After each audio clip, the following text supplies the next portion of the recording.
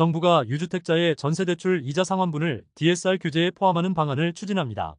전세대출은 그동안 서민들의 주거 안정성을 위해서 DSR에서 제외했으나 가계부채 문제가 심각해지면서 결국 전세대출도 규제 카드가 나올 듯합니다.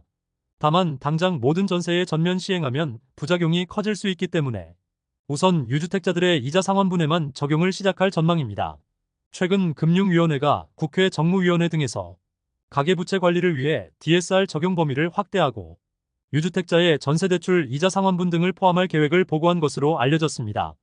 DSR은 전체 금융사에서 받은 대출의 연간 원리금 상환액을 연소득으로 나눈 것으로 현재 은행 대출에서는 40% 비율을 적용하고 있습니다.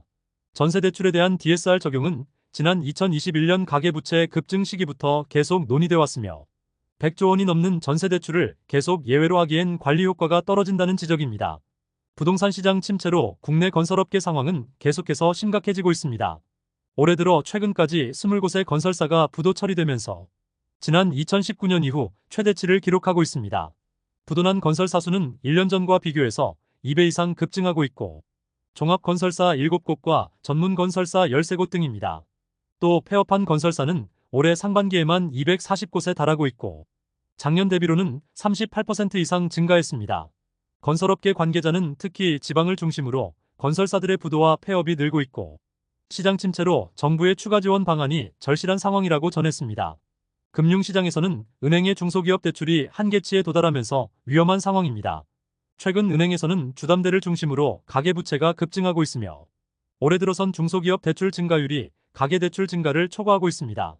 금융권에 따르면 국내 5대 시중은행의 6월 말 중소기업 대출 잔액이 652조 4,661억 원으로 1년 전과 비교해서 21조 5,806억 원 증가했습니다.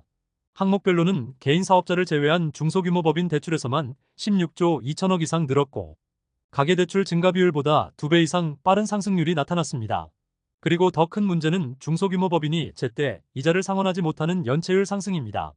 4월 기준 은행의 중소기업 연체율이 0.66%로 나타나면서 모든 대출 영역 중에서 가장 빠른 연체율 상승 속도가 나타났습니다. 국내 중소기업 절반 이상이 영업이익으로 이자도 내지 못하는 심각한 현실입니다.